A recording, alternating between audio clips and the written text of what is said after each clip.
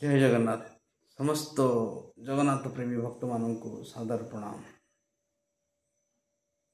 जगन्नाथ संस्कृति विश्व दरबार में सबुठ उन्नत, यह ही सनातन संस्कृति। जगन्नाथ ओडिया मानकर परम आराध्य ठाकुर। ओडिशार खाद्य, ओडिशार भाषा, ओडिशार संस्कृति और सभ्यता जगन्नाथ अत्यंत प्रिय।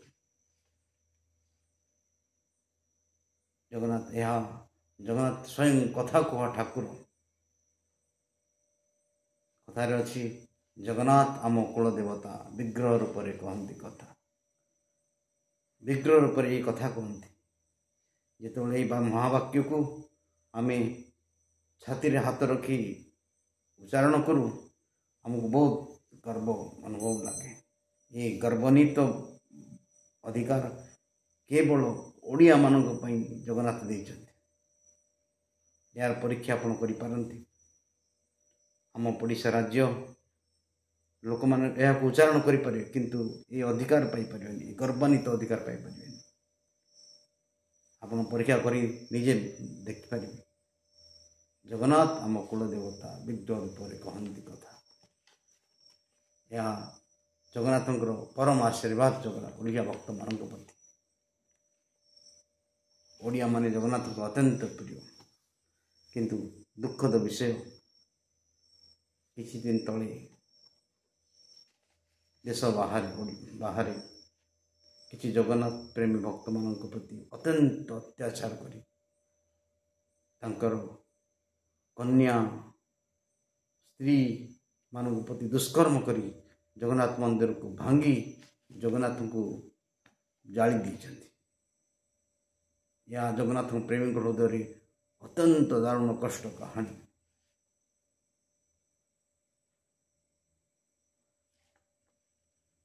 यार प्रतिकार बा कौन करि परिबा? यार प्रतिवाद रे आम पाखरे अछिबा कौन? ना अच्छी धन, ना अच्छी शक्ति, ना अच्छी सामर्थ्य। केवल जगन्नाथ कृपा को आश्रय करी प्रभु को आशीर्वाद प्रभु को जन रहिबा। समस्ते परिश्रम करती। सकाल ठार आरंभ कर सन्ध्या पर्यंत समस्ते परिश्रम करती। सूर्य उदय ठार आरंभ कर सूर्यास्त अवस्था परिश्रम करती। निज पुत्र, निज कन्या और परिवार मुखर हस देखापी समस्ते परिश्रम करती। जो दिन पुत्र परिवार मुखर हस देखती से मैंने भावती आज मोर परिश्रम सफल होती। आपण मैंने समस्ते जानीपार उपलब्धिर विषय। किंतु ये हस पछरे आमर संस्कृति और सभ्यता जड़ित हो रही।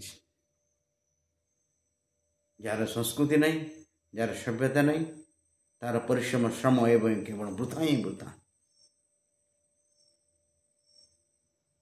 हमारा जगन्नाथ संस्कृति बहुत महान। यही संस्कृति को नष्ट करने किसी विधर्मी लोक ओडिशा रे आसी वंश विस्तार करछन्ति। ओडिशार कोण अनुकोण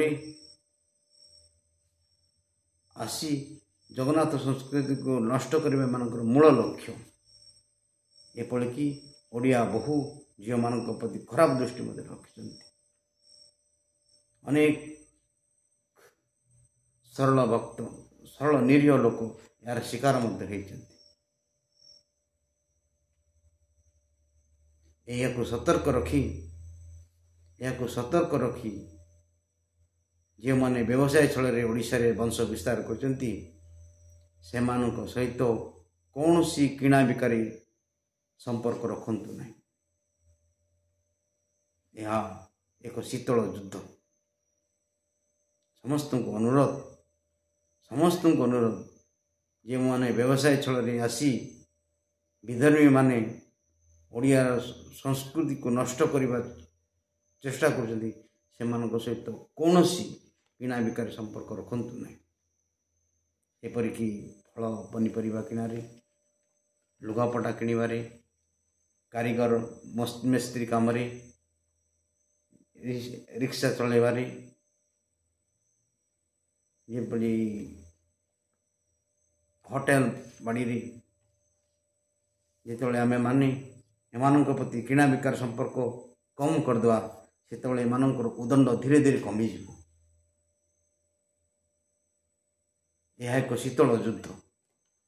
ହଁ, ଆମେ ସମାଜ ଭିତରେ ବାସ କରୁଛେ, ପରିବେଶରେ ରହୁଛେ, ଆମକୁ ଏହା ନିତାନ୍ତ ଆବଶ୍ୟକ। କିନ୍ତୁ ଏଥିପ୍ରତି ଆମେ କୌଣସି ହିନ୍ଦୁ ବ୍ୟକ୍ତିଙ୍କ ଉପରେ ନିର୍ଭର କରିବା, କିନ୍ତୁ ଏ ବିଧର୍ମୀମାନଙ୍କ ସହିତ ନୁହଁ। ଆପଣମାନଙ୍କର ଏହି ପଦକ୍ଷେପ ଦିନେ ଏକ ବିରାଟ କବଚ ହୋଇ ଠିଆ ହେବ। ସିଦ୍ଧାନ୍ତ ଅନୁସାରେ ଜଗନ୍ନାଥ ସମସ୍ତଙ୍କର, ଯେପରି ଦାସିଆ ବାଉରୀ, ବନ୍ଧୁ ମହାନ୍ତି, ରଘୁ ବରକିତ, ସାଲବେଗ ଭଳି ଏକ ମୁସଲମାନ ଭକ୍ତଙ୍କୁ ମଧ୍ୟ ଜଗନ୍ନାଥ ଉଦ୍ଧାର କରିଛନ୍ତି। ଆଲବେର୍ଟ ବିଟର ଏକ ଖ୍ରୀଷ୍ଟିଆନ ଭକ୍ତଙ୍କୁ ମଧ୍ୟ ଜଗନ୍ନାଥ ରକ୍ଷା କରିଛନ୍ତି। ଜଗନ୍ନାଥ ପାଖରେ ଯିଏ ଶରଣ ନେଇଛି ଜଗନ୍ନାଥ ତାକୁ ରକ୍ଷା କରିଛନ୍ତି। ଜଗନ୍ନାଥ କାହାକୁ ଖାଲି ହାତରେ ଫେରାଇ ନାହାନ୍ତି। କିନ୍ତୁ ଆମେ ସମାଜ ଭିତରେ ବାସ କରୁଛେ।